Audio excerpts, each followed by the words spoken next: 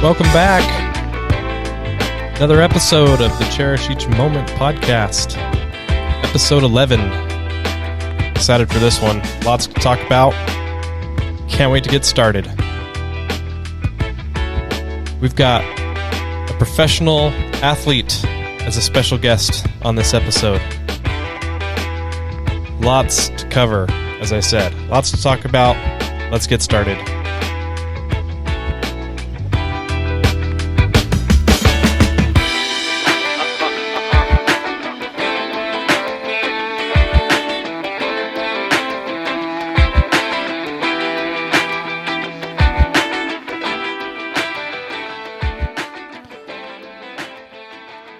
Okay.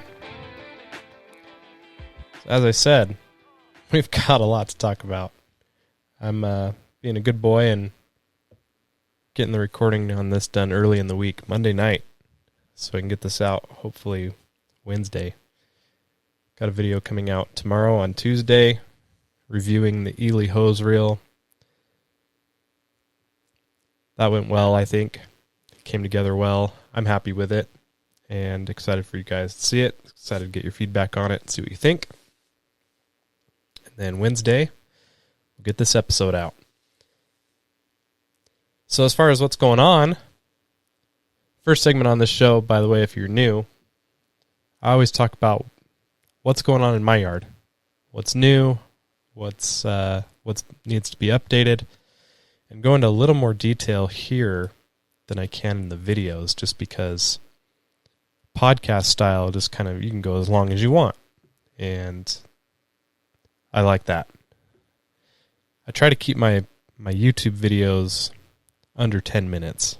I think 7 or 8 minutes is really the sweet spot, and I put out a 3-minute video last week about seed heads in the lawn, and that's doing really, really well too. And I think it being 3 minutes has a lot to do with that. And so I'm trying to understand, what the best amount of time is for a YouTube video to be. And with that in mind, I've got to just kind of fine tune that and do my best to not talk as much, because a lot of people say I talk too much, and I agree. I talk too much. That's why I started a podcast, so I can talk too much. So that's the idea here. I have much more room to elaborate on things and kind of go into the detail that I might not necessarily get to fit into a regular YouTube video. So speaking of talking too much, the video of my dad's backyard getting dethatched has hit 100,000 views in just over 2 weeks. And every time I see him, I give him an update on that, and he thinks it's pretty cool. So just thought I'd throw that out there. I talk a lot in that video. I talk for like 3 minutes straight in that video before any action happens. Sometimes, you just have something you want to talk about, and you want to make sure that you're getting the point across.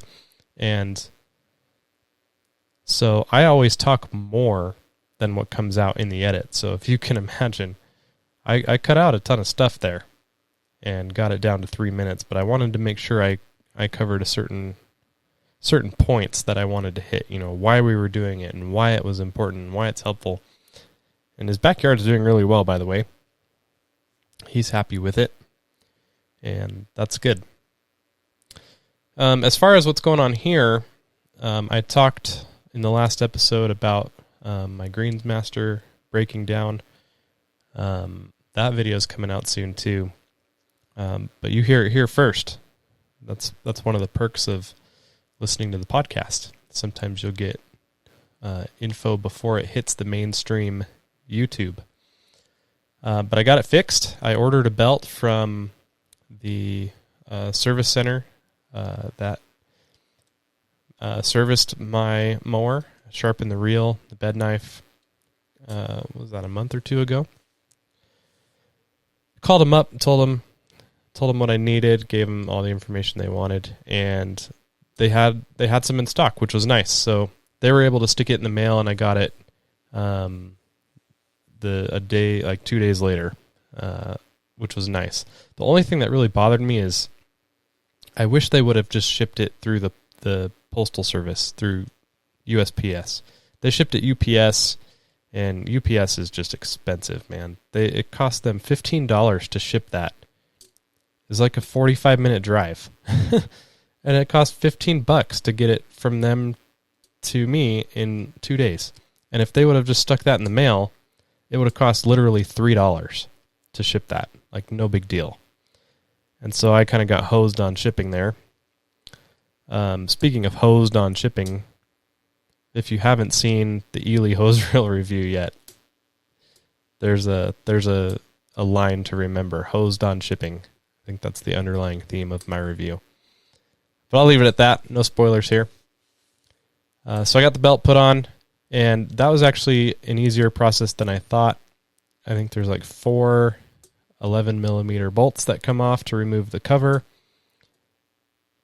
Just throw the belt in the trash, and then you want to adjust the tensioner. The tensioner is kind of a lopsided piece, so that when you tighten it, it obviously puts tension on the belt. So you want to make sure that you loosen it up so that you have enough room to work the belt on to the gears. And once you do that, then you can add tension to the tensioner. And it needs about 1/4 inch of play, and that's when it's tight enough. So pretty easy. It's kind of fun to tinker with that a little bit. It's not an intimidating task. So if you have a Greensmaster and one of the drive belts break on either side, it's not something to worry about. It's a $20 part. Just make sure they ship it to you through the postal service, so it's cheap.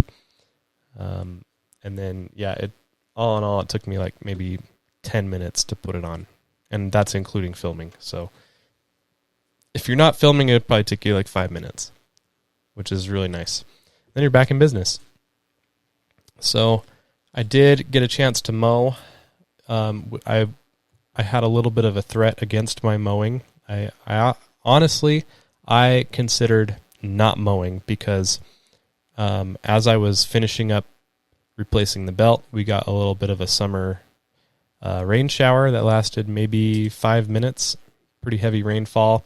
Not really enough to do anything, which is kind of a bummer. We need like a good long full day rain like that, at least, and that would help things out here a lot. But yeah, I thought, man, I'm not going to be able to mow, and the storm passed, and I gave it a few minutes, went out and felt the grass, and it was already drying up. So I thought, okay, I'm going to mow. So I haven't started editing that video yet, but I have to make sure that the things I said and did kind of line up, because I was so excited to mow, I just kind of forgot about finishing up that video. So we'll see what happens. So I mowed the front and the back, and I'm still trying to get my seed heads under control. They're still there, and I think if I were to take the backyard down a notch or two, they'd be gone for good for the year. But it doesn't really bother me that much. It's not a big deal. I will say this, though. I have been getting a lot of comments on that video. One thing that I really failed to mention is why those seed heads are sterile. And the answer to that is pretty simple. They're just not mature enough yet to germinate. It takes seeds like that several months to grow and mature on the stalk to be able to actually reproduce, to germinate and grow. And as you know, we continue mowing them once a week, twice a week, 3 times a week, however often you mow, you're cutting them off, and obviously they're not going to be able to germinate. So that's the answer to that question. Even in the last couple of days, several comments. Pro tip, if you're on YouTube and you want to make a comment or any kind of post really online, go read through the existing comments and see if someone hasn't already asked the question that you have. It might already be answered. Because then people like me don't have to answer questions multiple times. So that's just my small rant. Little pro tip. that's what I do. I more often than not, someone's already asked, and it saves me some time from having to ask and wait for the answer. Or Google it. You might be surprised how quick you find an answer on Google. So, got the mowing done, and then I applied Hydrotane, my second application of the season of Hydrotane. 1/3 application rate, so 3 ounces per 1,000. And I applied it with a ready-to-use spray bottle. So when you buy the 32-ounce bottle of Hydrotane that just hooks up to your hose, I used an empty one of those. And I think that's the best way to apply Hydrotane, to be honest, because when you mix it up in a backpack sprayer, it just gets super bubbly and messy. So I don't like that.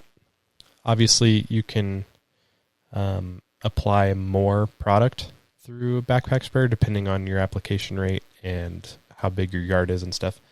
But I like using those little ready-to-use spray bottles. The product doesn't come out too fast. It doesn't come out too slow. You just kind of keep an eye on it, and you get done pretty quick. So I still need to do the backyard. I'll probably do that this weekend. And then another thing I did. So yeah, before I go on, those ready-to-use bottles I like even better than the hose end sprayers, like the Ortho. I think it's way better. Obviously, you don't have the luxury of being able to adjust the setting on them, but once you get used to the output, it's no big deal, and it's great. So, something to keep in mind, I always keep 1 or 2 empty ones in the garage just to have anyways, and I thought I'd just give it a try. So if I don't want to use the backpack sprayer for products like that, just because they get too bubbly or anything, it's a time thing. The bubbles obviously will go down if you just let everything sit in the tank for a little bit, but then you've got to mix it up again, and it's just too many bubbles for me. So I also did aerate and RGS. Jeremy of the Greener Lawn calls that his power hit. So I did a power hit and added a little splash of baby shampoo in there too, just to kind of get a little extra flavor in there, and it smells good. It smells really good. So got that down. I think I did 3 ounces of RGS because it's hot outside here. We're in the 90s right now, and it sucks. And I think I did 9 ounces of aerate because I wanted to get this was my second application of aerate that I got down, so I'm going to do that again in the backyard too. Get the RGS down. I think I have a little bit of dethatch left too. I might put that down. We'll see. There's always something you can do. That's the fun part about lawn care is when you get deep down the rabbit hole like me, there's always something you can do. Always something. If you want to go apply something to the lawn every week, you can absolutely do that. Just 'cause. But yeah, it's getting hot here. Heat wave for sure. Early heat wave. We're literally seeing record temperatures. Record high temperatures, and we're in what they're saying is the worst drought in state history, and we're seeing record high early summer temperatures. This is great. Wonderful. I hope the sarcasm comes through there. So it's going to be a hot summer, it seems. I don't really consider early June summer, but it's pretty much summer here. But yeah, cities are continuing to jump on the water restrictions train, and my fingers are crossed that my city remains to be one of the most conservative out there. They have made news, but they haven't really turned heads, if that makes any sense. Which I'm okay with. And like I've said in the past, my city is kind of a unique situation, especially for the older homes. And by older, I mean houses that were built probably 2013, 2014, or older than that, because they're not metered. And the entire secondary water supply in my city is the same supply line that feeds the fire hydrants. So they can't necessarily shut them off unless they completely run out of water, which would be obviously really bad. So I don't say that to brag or to say that I'm not being conservative, because I absolutely am. I'm following all the guidelines issued by the, what's it called? The water authority, the local water district, and all that stuff. And it's kind of funny because people are always complaining and people are always trying to dramatize it. And I've talked about the lady on the talk show radio in the mornings before, and I saw something she put on Twitter the other day and I just rolled my eyes, because she's just really like, she's one of those that is just in the corner of turf or dryscape, and just, she wants everyone to get rid of their grass. And I'm just like, you can pry it out of my cold, dead hands. And this is the same lady that's telling people that you need to water your lawn with 3 inches of water every week. Yeah, she doesn't know what she's talking about. She's just trying to dramatize it, and it just drives me nuts. But my city right now is telling us that we cannot water on consecutive days unless you have new sod or seed. And you shouldn't be watering on consecutive days anyways, unless you have new sod or seed. So they're telling us to water twice a week, no consecutive days, and to hand water dry spots if necessary, which is really how you should be watering your lawn regardless of drought conditions. And I really, really hope that a lot of people will be able to understand and realize that after this year, that they're still going to have, as long as they're putting enough water out on the days that they do water, you have to make sure you figure that out. But to those that do and realize that, hey, I can still have a nice green lawn by only watering twice a week, I hope that, that sticks for some people. I hope that becomes habitual. But yeah, hand water dry spots if necessary. And I do have a couple of dry spots that I'm trying to figure out. There's just one little one in the backyard, which is nice because usually in the backyard it is needing a lot more attention than it does this year. So I usually just hit it with the hose. I usually start seeing them really showcasing themselves the day before watering day. And I'll usually just go out there with the hose for 5 minutes and just kind of spray it down, cool it off, and it does fine.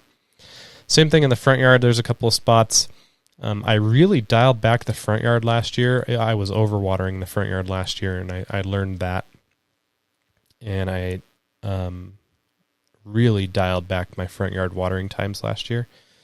And I'm planning to put a couple of cans out in the front yard Wednesday night.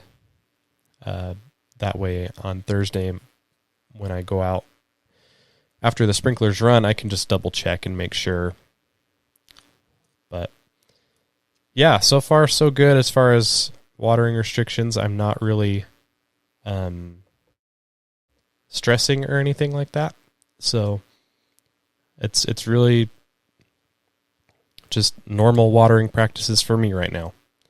And I'm really tempted to just post on some of these forums where people are commenting saying that you can't keep a green lawn with just watering twice a week. These are the people that like to water every day. And I just want to post a couple pictures on there and say, want to bet? So we'll see how it goes. I'll keep you guys posted. If anything crazy happens, you'll know. But just make sure that wherever you live, that your lawn is ready to go. All of your stuff is ready for summer. Make sure that you know how much water you're putting down. Make sure you're being conservative wherever you are. If you haven't gotten a hold of some Hydrotane, that would help you tremendously as far as conserving water and managing the moisture in your soil and in your root zone. And I've talked about strategies like this before in previous episodes. I've got some videos on my YouTube channel. You can go find those. Just now's the time to prepare. That way you're not scrambling middle of the summer wondering what's going on. So take some time now. Double check your sprinkler coverage. Make sure everything's getting water. Make sure you're putting enough water down. Humic acid, aerate, RGS, hydrotain, all great products to put on the lawn. But you can't beat water. And you can't beat rainwater. Rainwater is the best, and we need it.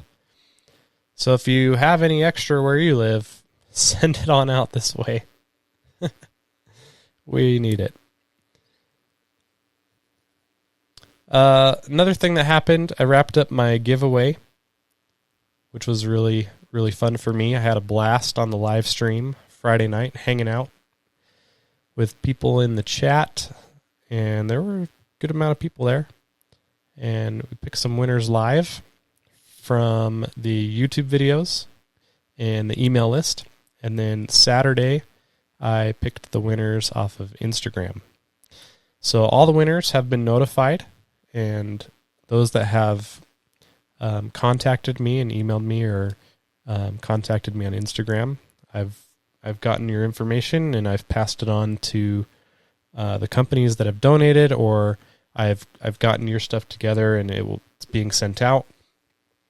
If you aren't sure if you've won, there are some prizes that still haven't yet been claimed, and I think they're all from the main YouTube channel. So go check your YouTube notifications. I've responded to all the winning comments, so you should have gotten a notification about my response, letting you know that you've won and that you need to email me. Anyone that doesn't email me by end of day Friday, so 11:59 p.m. Mountain Time on Friday the 11th, is going to lose their prize. I'm going to pick somebody else. So them's the rules, and I will be enforcing them. So I did post a reminder on that today as well. So really cool to have that done. That was a great experience for me. I love being able to give back to the community, and I had a lot of fun doing it. So looking forward to the next big milestone and being able to do something cool again. Hopefully something even bigger than this time. So last thing I want to talk about is Freedom Fertilizer is out from Yard Mastery. It was announced on Sunday, so that would have been yesterday from the time this is being recorded. Alan and Brett did a really good job putting their announcement together. I thought it was great, and I'm excited to be a part of that. Excited to be a part of the Yard Mastery team and to take part in that product launch and to do my part, even if it's just very small. I had nothing to do with the video. But I'm excited to be a part of that, and there's been a lot of hype around that product, and for a good reason. It is the most patriotic fertilizer on the market, and I love my country, and I know a lot of you do too, and a lot of people in our community love our country, and we like to apply our fertilizers and time our fertilizer applications around the holidays. And they're the patriotic holidays. So you got Veterans Day, Memorial Day, 4th of July, etc. And those are like the main holidays that we're applying fertilizer, or around those holidays we're applying fertilizer to make our lawn look really good for when we have friends and family over for the barbecues and for the get-togethers. And this is the new product to do that for. So I'm excited. There's a lot of thought that's gone into this product, obviously, with the analysis being 1776. There's a bald eagle on the bag and an American flag on the bag. Pearls in the bag are red, white, and blue. I mean, they've gone all out here. So I hope that you will, if you're considering ordering it, order it sooner rather than later. I imagine it's going to be selling out here pretty quick. So get it before it's gone. And yeah, there's a link down in the description or in the show notes for you if you want to go check that out. Get a little more information or get your order in. I have a bag here, and I will be applying it to my lawn, putting it down. I want to see some results and hopefully get a video out that shows some results. Got some fun plans for this video. I'm gonna do some fun things for it. So that's what's going on here. Having a lot of fun and staying busy. Excited for the next segment here. We have a special friend of mine, and that would be Luke Bard from the Anaheim Angels. He's on next here on the Cherish Each Moment podcast.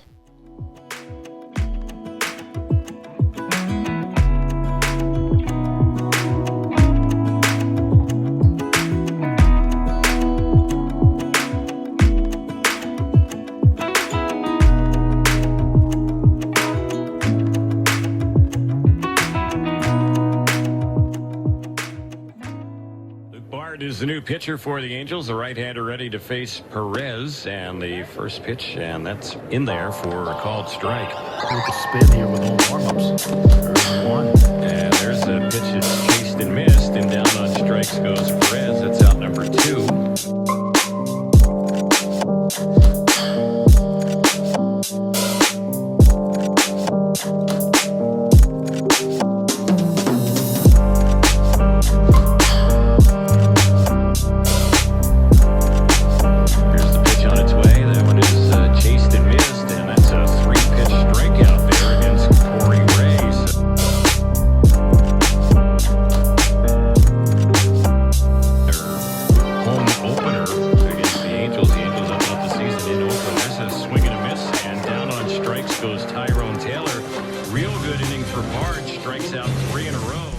All right, this is a very exciting segment that I've been looking forward to for a long time. Well, not a long time, a little while now. When you have any kind of social media presence, you never really know who you're going to connect with. And today I have one of my favorite connections and friends on the phone, well, on a Zoom call here. Special guest Luke Bard from the Los Angeles Angels of Anaheim. That's a mouthful. I know. I'm not a fan of that. They're trying to grab the biggest audience they can. You know? Yeah. I wonder how the Dodgers feel about that. They should have just stuck with California Angels, you know? I agree. Well, Luke, thanks for being here. I'm excited to have you on, excited to talk about lawns. I think initially people might think we're going to be talking about baseball, and I'm sure we will. But for those who don't know, Luke is a pitcher for the Angels organization. He jumps between the AAA affiliate team, the Salt Lake Bees, who play here in Utah, and the big club. And more importantly, he's a fellow lawn enthusiast. And for those of you watching on the YouTube channel, I'll be sure to have some pictures up of Luke's lawn. He likes to showcase that on his Instagram. And, a yard trophy. Yeah. So I'll have those up so you can check them out and see what he's working with. You have fescue, right? I do. I got a fescue bluegrass mist, but it's mostly fescue, yeah. Sweet. Cool. Well, before we get into some questions and different things to talk about, I think it would be cool to share kind of how we got connected. Yeah. So I'd like to hear... I'd like to hear your side of the story first. I was probably connected with you long before you were connected with me. I started probably, 5 or 6 years ago watching Alan Haynes' channel, The Lawn Care Nut, as I'm sure a lot of the YouTubers did. And just over time, I kind of just, whether they were recommended to me on YouTube or whatever, I kind of watch everyone, and got to your channel and loved it. And saw you had the Angels hat. And I was actually watching, one morning, this is maybe 2 summers ago. I'm living with a teammate, who went to BYU, and me and him had both been on the Angels and both been on the Salt Lake, Bees. And you're doing something with an Angels hat on, and I'm sitting there watching it, and he's like, "Oh, you know this guy?" Because he knows I love grass and love yards and stuff. And I'm like, "No, he's on YouTube, and he's a yard guy, and he lives in Salt Lake, and he wears an Angels hat." And he was like, and you don't know him? I was like, no, I've never talked to him before. He's like, you got to reach out to him. And I was like, yeah, you're probably right. So I think at that point, we connected through social media. And then since then I've just, been back and forth commenting on each other's social media posts. So it's been good to connect with you. And obviously we share a ton of the same interests. So it's been cool. Yeah, that's cool. I've been waiting to hear your side of that story for a while now. Yeah, so. That was it. It was one morning we're sitting drinking our coffee, and I'm watching your YouTube show, and he probably wants to put on some sports. He's like, "This guy's a yard guy too. He's got an Angels hat on. You got to know him, right?" I was like, "No, I don't know." I was like, "He lives in Salt Lake," and Taylor Cole's the teammate I'm speaking of, and he's pretty much, I feel like, the mayor of Salt Lake. Whenever we're there and we go out to eat or something, people are always recognizing him, and he's like I call him the mayor because whenever we're in Salt Lake, people love him so much. But definitely a small world that, me being here from North Carolina and seeing you on the TV, and I'm probably a bigger fan of yours than you are of mine, and it's just cool to see we share the same passions, and yeah, the love for grass, love for baseball, and all that stuff. That's awesome. I don't know if you're a bigger fan, but I'll take the compliment. Yeah, so Taylor reached out to me. It was, I think, March of 2020. It was like right before the pandemic became like a thing, because I remember he was talking to me about like getting tickets to games and stuff, and getting together, and then the pandemic hit, and it all just it all just went down the drain. Sounds right. We were probably at spring training 2020 because him and I live next door to each other. So I'm always where we lived in spring training, which is just 6 weeks out in Arizona. And so he was right next door to me. So we were together every day, and he probably saw me, watching the YouTube. That would be makes sense. Yeah. So he reached out to me on Instagram, and the first thing I noticed was a blue check mark next to this name, and I was like, wait, who is this guy? Because I didn't recognize the name. We've been to Bees games, and I watch Zach Hampel. Have you watched Zach Hampel on YouTube before? The foul ball guy. So I go to Bees games, and I do all the Zach Hampel tricks, and I end up with like 4 or 5 baseballs when I go to the games because it works and it's fun.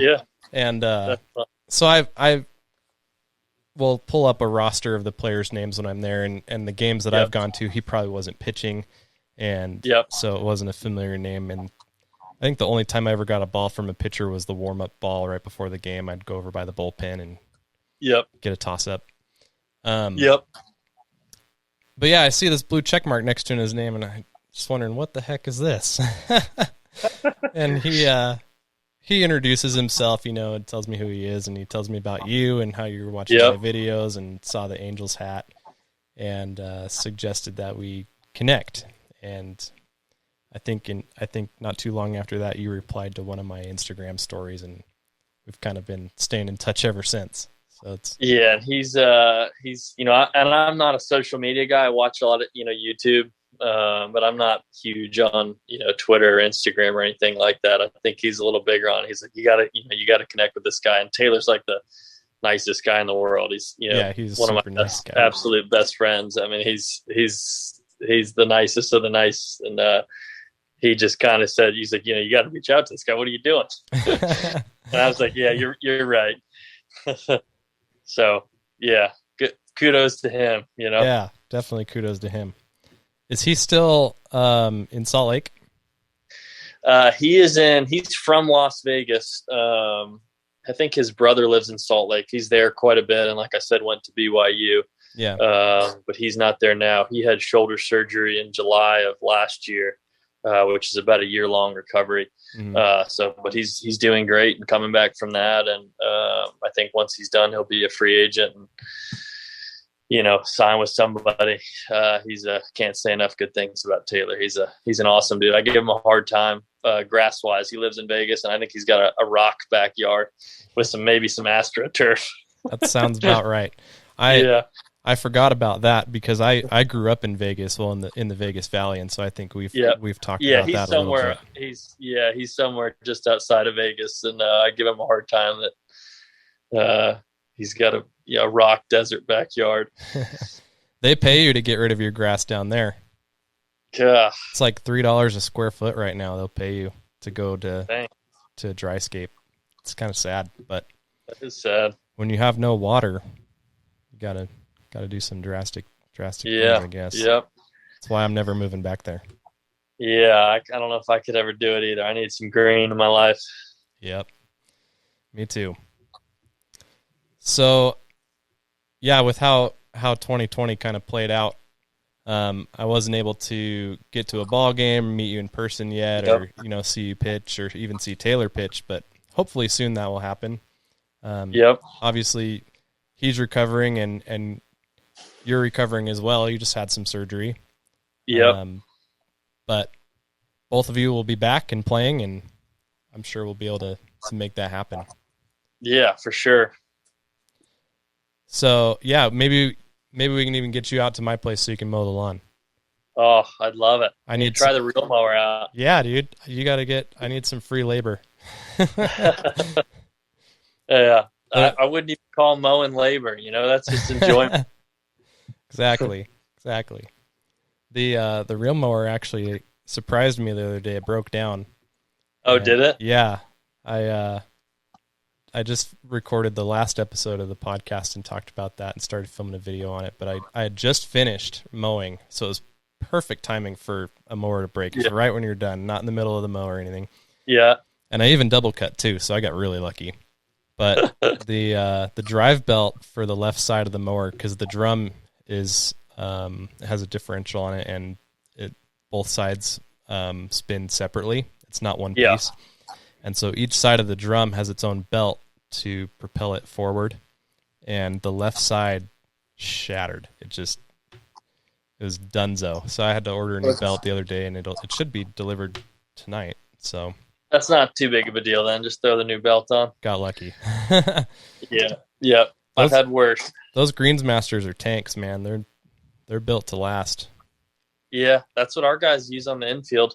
They use Greensmaster. I wish they'd let me mow it. I wish I probably should have taken a video. Our grounds crew in Anaheim, they've got the Rock. If you're watching an Angels game, the Rock in center field is like their little grounds crew oasis. And Barney's the main guy we text. I'll send him pictures of my yard. He'll give me tips and stuff. But like obviously they're, professional sports team, they've got a pretty crazy budget, but you go back in, it's like this tiny little opening in the rock, and they've got like a little bar area, almost like lounge man cave, and it's got like leather chairs and big TVs. Sweet. Where they watch the game during the game, and they've all got their lockers, and it's all this like natural wood thing, and then go through another small door and it opens into this just huge warehouse type thing of every piece of equipment you could imagine. It's huge. All their products, all the dirt and humic acid and soil and fertilizer and everything. And it's pretty cool. And being able to talk to those guys and see them work and, use all their equipment on a day-to-day basis, see whatever they're doing on the field is pretty cool to even just watch that. Yeah, that's awesome. I was going to ask if you had much interaction with the grounds crew out there. It sounds like I'm always talking to them. They're probably sick of me. I'm a grass fiend, and they're the best at what they do and have been doing it so long. And Anaheim is Bermuda, so it's different grass than I got, but they cut it low and they're aerating and they're doing different stuff and putting down different products. And, the level of detail that those guys have is pretty crazy. You'll be out, shagging BP and spitting sunflower seeds. And as soon as BP's over, there's a guy out there vacuuming up your sunflower seed shells. And that's not the organic material they're looking for, is it? No, it's crazy how detailed, every inch of those fields are, and everywhere we go, and being able to go to different, whether it's Fenway and it's bluegrass and, Seattle's bluegrass, or, if you're in the, South, somewhere and you're on, Bermuda, or it's just cool to see the different grass types and, how they work, how they play. And as a pitcher, they affect the ball differently. Like, Bermuda, when it's hot and the ground's, concrete like, and that Bermuda's real tight and low, like this ground ball shoot through, and you're like, oh, that should be an out. That's a base hit, and then when you might be in Yankee Stadium or something and, a ground ball gets hit and you're like, oh, that's an out. That little bit half-inch longer grass slows it down a little that bit. ball down just enough. Stuff that fans wouldn't notice that I, as a pitcher and a grass guy, absolutely notice. You'll see balls get hit, say a hard ground balls hit to like Mike Trout in the outfield.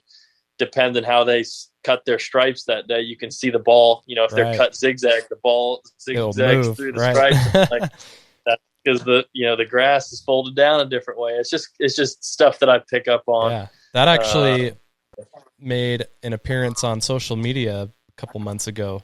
A ball was hit into the out. I can't remember. I think it was in Minnesota or something. Target Field, if it's still even called Target Field. It is. It went into the outfield and, it hit the stripes and you could see the movement really clearly. It was pretty cool.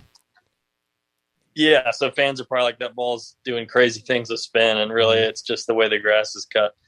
Yeah. But just same thing, there's rye on the spring training fields and, February and March, and just seeing those guys out there every day, real mowing and, doing everything to make them look immaculate is, me having my own yard, knowing how difficult it is, it's impressive to watch those guys. Yeah, and they're living the dream. They get to do it full time and get paid for it. Yep, exactly. And they have pretty much unlimited resources too. And they do, and they're guys. They're probably a lot of them are about my age, and they're covered in mud. And if you just saw them, you'd think like, oh, that guy's whatever. But all these guys got at least 4-year degrees, and they're so smart and right. So good at what they do, and it's it's fun to talk to and see those guys work. Yeah, I really enjoy following several head groundskeepers on social media. I follow one that I really enjoy is the head groundskeeper at Fenway. He's pretty active on Instagram and showing behind the scenes things that they'll do, and it's really cool. Really interesting. Yeah, I need to follow him. It's cool though. Like I'll sit and watch even after a game, just seeing some of the stuff they do to get a field ready after play. Like we were in San Diego last year, and I guess maybe it'd have been cooler there. It never really gets hot or cold in San Diego, but they would bring in these like massive heat lamps, essentially. I mean, I'm talking like huge, and they'd put them on the infield after the game was over so that the grass would grow more. I've probably got a picture of it somewhere, and I'd send them. I got some buddies of mine back home that are as crazy about yards as me that, I'll send that kind of stuff to. But it's just stuff you've never even thought of that these, grounds crews have. And you're like, wow, no wonder they, can make their field look so good. It's crazy. I was talking to our guy in Anaheim, Barney, and he was like, yeah, I'm like, you've got an unlimited budget and probably just whatever. But he was saying that when the field was built, they put cement under, and it was, I don't know, like 6-8 inches. So he couldn't get the depth of root that he wanted. And he said, they weren't going to dig up all that concrete and redo the whole stadium. So he just has to deal with it. Oh man. I guess they got their That's a fun piece of trivia that there's concrete underneath Angel Stadium. Yeah, it was built. Angel Stadium is like the third or fourth oldest behind, I think it's the third behind Fenway and Wrigley. It's a lot older than people realize. I mean, obviously they've redone it, but some of the, stuff engineering back then, would be done differently today. And I'm sure that's one of the things. Yeah. Yeah, that's crazy. So what about your lawn? What have you been up to recently with your little, your patch? You know how yards work. Just when you think you've got it figured out, you get humbled pretty quick. Last year, I had my yard looking about as good as I think a yard can look. And then this year it looked good through this fall. And leave about February for spring training out in Arizona. And then I was having season-ending hip surgery, so I came home, was gone for about 2 months, and get back, and POA had just taken over my yard. I mean, there was white seed heads everywhere. So I sprayed POA constrictor. I took a blowtorch in some spots where it was bad to burn it up, and Now we've had some, days in the mid high 80s, which have helped. Even a couple days, maybe in the low 90s. I've still got it thriving in some points, which maybe is a testament to the soil amendments and stuff I've done that I've got POA thriving in the heat. But the places that has died have kind of left patches. As you know, fescue doesn't fill in too great. I put some seed in, but I had put out a pre-emergent, before I left in February, a pretty high dose of pre-emergent. I think it kept some of that seed from coming up. So the parts of fescue I do have are good looking and thick and what I want, but there's just some patches that kind of dead that I'm probably going to have to deal with for the next 3 months till I can reseed with some cooler fall temps. Yeah. You said that you have a mix of fescue and bluegrass. Do you overseed with a mix, or do you just throw down fescue, or do you throw down bluegrass? I overseed with a mix. Okay. It's GCI, Pete's blend. Good choice. The Blue Heat, I think he calls it. And I can't even tell what's the fescue and what's the bluegrass, because all that, turf type is pretty thin. Yeah. Turf type. So it's hard to even tell which is which, but it seems cool to have both and not just one, Yeah. I've got a buddy down near St. George who just put in that mix. Yep. He's been working on it for a few months now, and it's looking really good. It's pretty. I mean, it's so dark green. Mm-hmm. It's got a really nice color to it. Decent amount of iron, but the color is just real dark, and you can kind of cut it any height. You can cut it from about 2 to 4 inches, and it looks good, and a lot of good qualities to it. Yeah, that's cool. So, what about lawn tools? I'm not talking about the YouTubers. I'm talking about what do you got in the garage? What do you use for lawn equipment? Yeah, I've acquired a decent amount of stuff over the years. Maybe watching too much of Lawn Care Net, but I'm a Toro and an Echo guy. Got a couple Echo blowers, backpack and handheld, string trimmer, and then got a Toro Time Master with the stripe kit. And then my neighbor, who's one of my good buddies, has a John Deere Zero Turn that I mow with about half the time. Doesn't stripe quite as well as my Time Master with the stripe kit. So if I'm in any kind of hurry or anything, probably about half the time I use the Zero Turn. But if I've got company coming over, or it's a holiday, or I just got plenty of time, I use the Time Master, and that's probably what most of my pictures are from on social media. Yeah, laying down the stripes. Yep, getting the lawn ready for guests. Yep. But got I spray. I got a My 4 Sun sprayer. I've had it for years. I think even before some of the social media people had it. I don't know, a buddy told me about it. I've been happy with it, and got an Echo push spreader, and and I buy probably way too much product, but I'm always putting down yard mastery stuff, next products. If somebody's selling it, I've probably bought it just because it's a hobby and I love it. It's fun to try new things too. It is, and see what works and what doesn't work. And I'll do stuff on my yard, and my dad's got about 25,000 square feet of Palisades zoysia. Mm-hmm. And my father-in-law has Tiff Tuff Bermuda, about 25. They both got just massive yards of pretty cool varieties of grass that are obviously, warm season and different than what I'm dealing with, that I can also try stuff on. And so that's fun too. Yeah, that's awesome. That's cool that you have access to different grass types too that you can play around with. Yep. Get some experience. Yeah, for sure. That's neat. Yep. Out here it's bluegrass.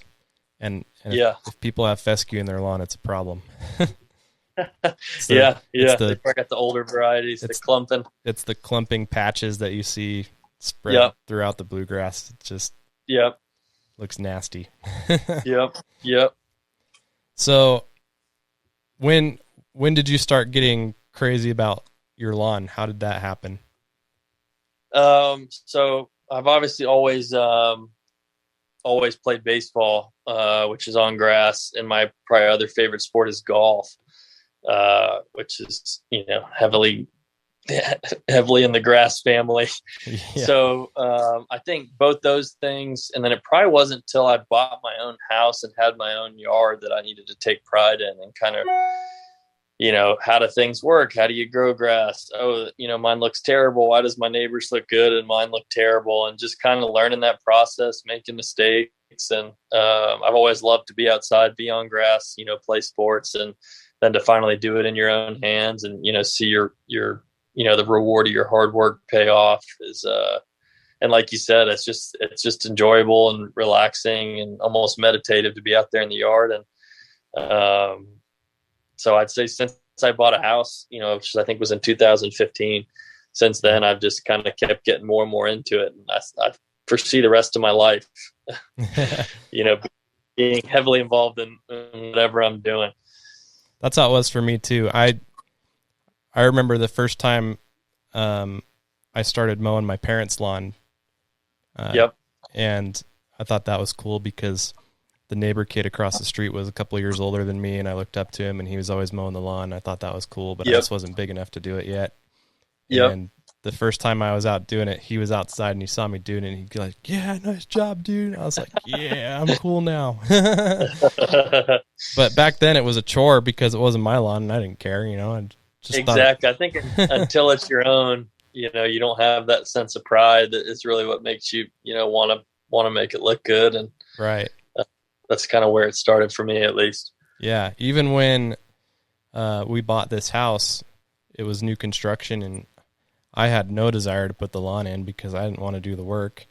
Yep. But my wife was pretty persistent, and we ended up doing it. And once the lawn started growing, I thought, okay, well, now what? I know. I felt that, that sense of responsibility. Okay, I have to take care of this and make it work, and I know nothing. So thank goodness for YouTube and for Alan. And for sure. I feel like at this point, everybody starts their lawn care journey with Alan. I know. And I don't even know Alan, but I feel like I know him, Yeah. He's like a long lost uncle that, I'll have to tell him you said that. Yeah, tell him. I have access to Alan now, so I can pass on those messages. Yeah, absolutely. Pass that along.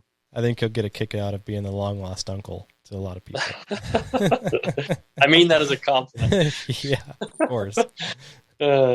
So when you're on the road, when you're working and you're away from home, who's got the lawn? Who do you put your trust in? That's a good question. I have recently hired professionals. The same guy that is here in Charlotte that does my father-in-law and my dad's yard. His name is Caesar, and just talking with him, like he gets it. He knows everything, and both their yards look good, and so he does it while I'm gone and does a good job, and lets me know. Like he let me know. It had only been a few weeks out in Arizona, and he's like, "Oh man, your yard's like all POA," and I'm like, "That's not possible. Like it looked good when I was left, and put down a pre-emergent. Sure enough, when I got home, it was all POA." Dang it, Caesar wasn't lying. No, he wasn't. But he does a good job. They mow right. They'll double cut and get the clean edges and blow, and they're not leaving tire marks, not mowing when it's wet, and putting the right amount of product, and they know what they're doing. That's good. Yeah, I've been wondering that for a while. Who takes care of your lawn? No, it hurts. I hate leaving it. And obviously nobody takes care of your yard like you do. Right. Yeah, it's different when it's your own. Yeah. So I had a neighbor cut it for a couple years, and it looked okay. But once I got it back in September every year, it wasn't quite to the standards, and I always had a pretty heavy reseeding. And I like the challenge of the reseeding in the fall, which we got to do anyway because it gets so dang hot here. Mm-hmm. It's kind of either you get warm season grass and you have dormant grass for half the year, or you do cool season and half of it dies and you reseed it. It's kind of whichever battle you want to fight, you can do, or you can do the warm season and overseed with rye. Yeah. Have you thought about doing that? Yeah, I think if, like I said, if I get some, a forever home and some bigger property, I think that's probably the route that I'll go one day. Yeah. I think that's probably where my passion would be, low cut and some. I haven't decided on Zoysia or Bermuda. I like them both. And And I love rye. I just wish it, handled the heat better. There's nothing prettier or shinier than rye. It's true. It grows so quick. It comes in so quick. You can cut it at any height you want. It's I think it's one of the many grasses that I love. I'm half tempted to, and probably the next place we live, when it's easier to start over, I think I would do at least one section that's just rye. Yeah. And just, yeah, it just looks so good. I don't know if you watch the Brett's Grasscapades channel. Yep, I do. Before he moved out to Florida, he did a mono stand of ryegrass, and it looked good on YouTube, but in person it was wow. It's just so good, and it's so it feels soft. Good, kind of like soft, but yet it kind of sticks to your it's grippy. I don't know. It's a good feeling grass for sure. We so my father-in-law, he lives on Quail Hollow Golf Course, where they have the PGA events every year. Yeah. And we'll walk the dogs on there, and I'll be out there walking barefoot, and there this time of year, and earlier is rye for the tournament, and it is. I mean, you talk about perfection. It's literally. I mean, I've been to Augusta National and Quail Hollow, and Quail Hollow is every bit as good as Augusta. It's just. I mean, it's the definition of perfect. That's cool. Yeah. Augusta's on the bucket list for me, and Quail Hollow too, for sure. Yeah, you got to go to Augusta. Honestly, they're pretty similar, but just the level of detail that and that rye that time of year, it's beautiful. Yeah, ryegrass is awesome. I think ryegrass gets overlooked a little bit by people. Everybody says bluegrass is king. Sometimes people say ryegrass is the sissy grass, but old Connor Ward. Yeah, it's so nice though. It's so nice, and that it just has that shine to it too. It stripes so good. It's shiny. That's the best way to describe it. I would say. I can definitely spot it, pick it out of fescue and bluegrass. It's not quite as that dark, almost blue color, but it's shinier for sure. Yeah, it really is.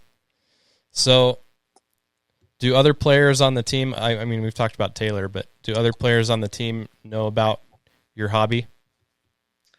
I mean, they'll, when I put up a picture, they comment on it and stuff. And yes, they do, because they see me talking to the grounds crew and, all that stuff, and they laugh and like it. But no, they're not as obsessed as I am. You're the only guy on the team that's trying to get tips out of the grounds crew, huh? Exactly. That's funny. Yeah. So they give you a hard time then? They just laugh, Yes, they probably make fun of me. Definitely make fun of me watching the videos and stuff and being obsessed as I am, and talking to the grounds crew, being out there on my hands and knees, being out there barefoot. But I love it. And not ashamed one bit. I could see you in the outfield, just like running your fingers through the grass. Because they don't appreciate it. Everywhere they go, they have nice grass, and they just think this is how grass is, and I'm like, this is not how grass is. And this is, years and hours of hard work. Yeah. And they're just like, and then they just do their running, play their catch, and go in. But just, how level it is and how thick it is, and, how well it does in all conditions. It's just, I definitely appreciate it. Yeah. It's pretty amazing what these guys are pulling off. Yep. Even going back to Fenway and the weather patterns that they deal with, and how they're able to maintain it. And some ballparks are doing events and concerts and stuff out there. Yep. And depending on the schedule, they'll have a concert one day and then a home stand the next few days after that, and then the grass still looks like immaculate. Yep. Sorry, buddy's dog's making an appearance. Hey, buddy. I know it is crazy, and they'll have, like you said, events, and a lot of, nothing gets more foot traffic than, a metal cleat digging in, and these guys find a way to make that grass repair itself. It's pretty crazy. Yeah. Have you ever thought about starting your own YouTube channel? I have not. Taking some cues from Trevor Bauer. Yeah, it would probably get me some free product for sure. Like I said, when I'm out in the yard, it's kind of meditative, and I'm tuning the world out kind of thing, as opposed to getting my camera out. And I'm not a huge social media person, whether it's anything. I don't promote my baseball side of things too much. If I do, it's probably my yard or my dog, right? Maybe my daughter. But I just I don't get too personal out there on social media. But at the same time, I love social media. I'm always watching it and checking it out. I'm always on YouTube, and so yeah, maybe I should. I don't know. I think it'd be cool. You get a little behind the scenes of baseball life and lawn care. For sure. I mean, that sounds like the perfect YouTube channel. Yeah, if I could bring you guys to some of the stadiums and grounds crew events, and it's amazing what some of these guys can do, and it'd probably be good of me to share that with the world, but I keep it all to myself. That's okay. So what's next for your lawn? What are your future plans? You said you're going to be overseeding in the fall, getting rid of some POA. Yep. Just get it through, I guess, the summer. The heat is tough. I've got irrigation, so like we just went 2 weeks without water. Just trying to make sure it doesn't go into summer dormancy. It's already, I can tell it stopped growing. The spring flush is kind of done. I haven't mowed it in probably 6 days, and you can kind of tell, but it's not like dying for a mow. I think we're getting some rain here tonight, which is probably needed. But I won't probably fertilize again until the fall. I think I fertilized twice this spring, and then in the fall I fertilize a ton. I fertilized probably 5 times in the fall, just trying to get it. That's my main time. I love mowing. So I really try to get it going. Maybe even more than 5 times. Do you go with the full application rate, or do you go with the spoon feeding method? I go more towards the spoon feeding, but I'm out there quite a bit with fertilizer, soil amendments. Like I said, if it's for sale, I've probably bought it. I've got micronutrients. I've got amino acids, peptides, sea kelp.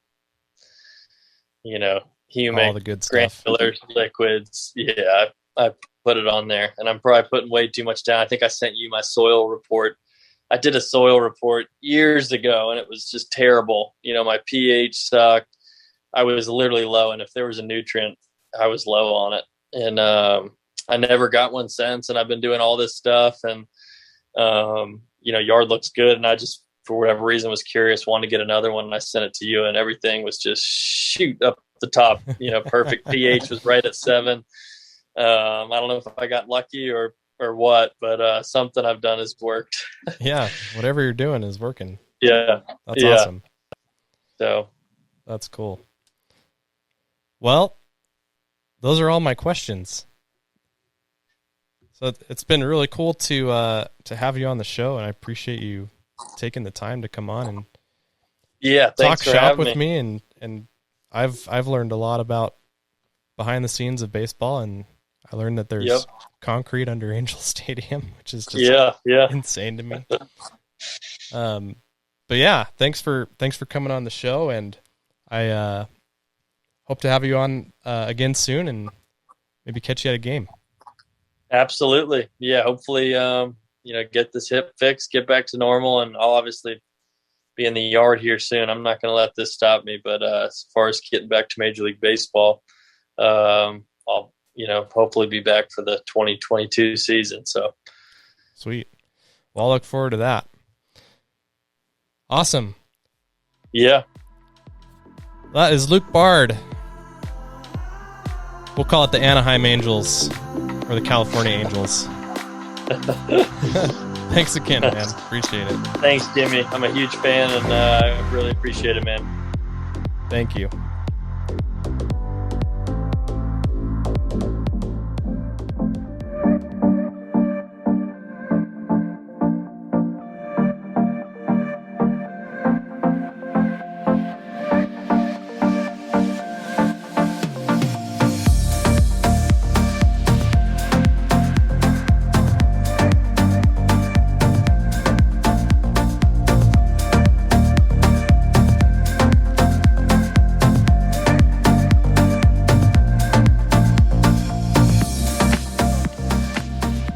Well, I thought that was really fun to have Luke on the show, to talk to him the other day, and yeah, that was a blast. So special thanks again to Luke for taking the time to just hang out and chat. That was the first time that we've kind of talked face to face. We've been chatting on Instagram for the last year and just kind of touching base, keeping up, and it's been really fun getting to know him and sharing my hobby and my passion with someone who shares the same hobby and passion, and it's just awesome. Super cool. You never know who you're going to meet. So I hope you enjoyed that. We'll conclude the episode just kind of going over what's next, what's up and coming over here, and call it an episode. Call it a night. But yeah, as I talked about before, we're just kind of going into survival mode as far as keeping the lawn looking top-notch as possible into the summer. I'll be curious to see how hot it gets. Obviously, with an early summer here, it's probably pretty predictable that it's going to get pretty hot.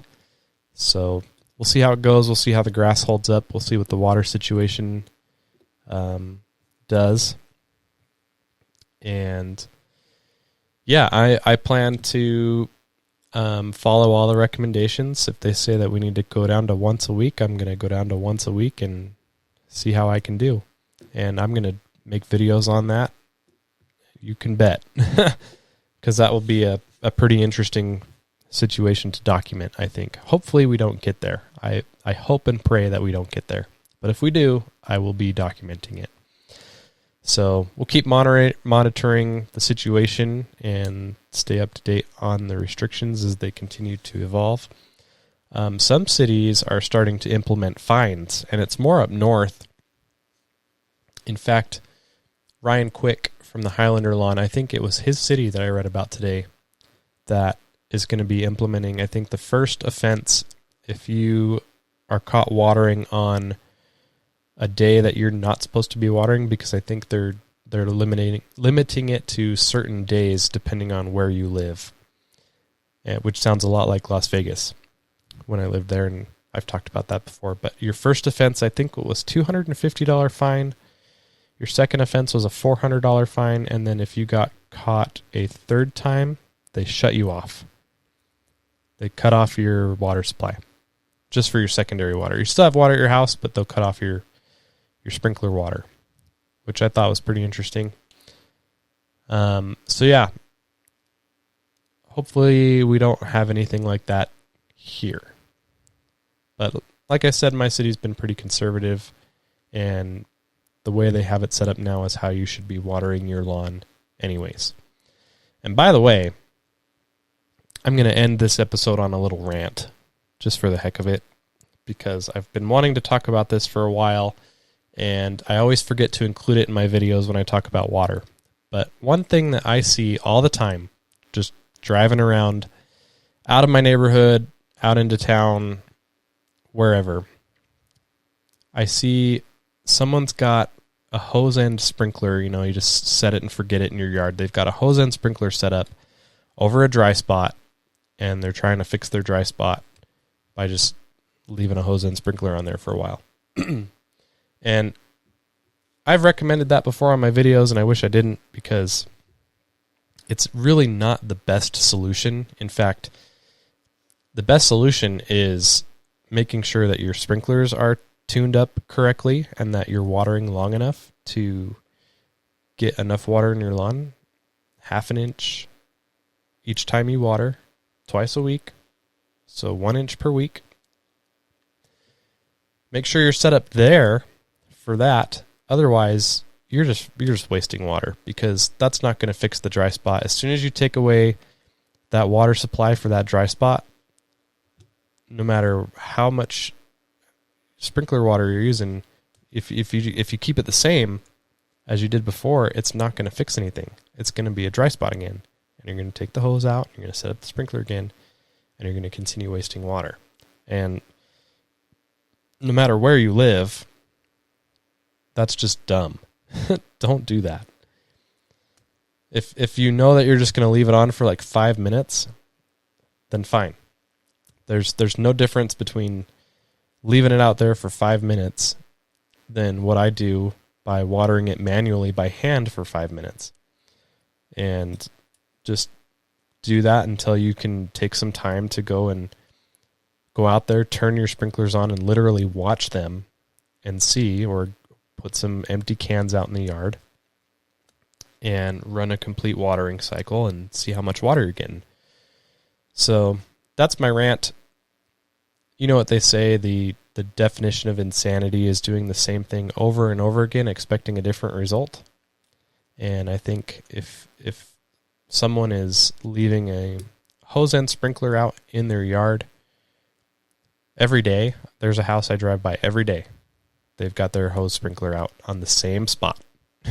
Same spot every day, every year during the hot months. And yeah, that there is the definition of insanity. So that's my rant, and I've got it off my chest now. I feel a lot better. Thanks for indulging me. And that is going to wrap things up. There's really not much else to talk about. I like I said before, I'm going to be applying the Freedom fertilizer this week. I'm hoping to start filming my spiker review video this week. I have to go to the Home Depot and get something before I do that. Not sure if I talked about that or not yet. It'll come up in the video for sure. Special surprise, hopefully in the works for that video too, so make sure you're keeping an eye out for that. Looking forward to that. I'm timing my video around this special surprise, so I can't tell you exactly when the video is going to come out, but hopefully very, very soon. So that's in the works, and that's what I'm looking forward to this week. I think we're going to be out of town this next weekend, so going to be getting a lot of weeknight lawn work done this week and enjoy a nice weekend away. So that's going to wrap it up for this episode of the Cherish Each Moment podcast. Thank you so much for listening. I hope you enjoyed it, and we'll look forward to the next one. Make sure when you're out in the yard this week, cherish each moment. See you next time.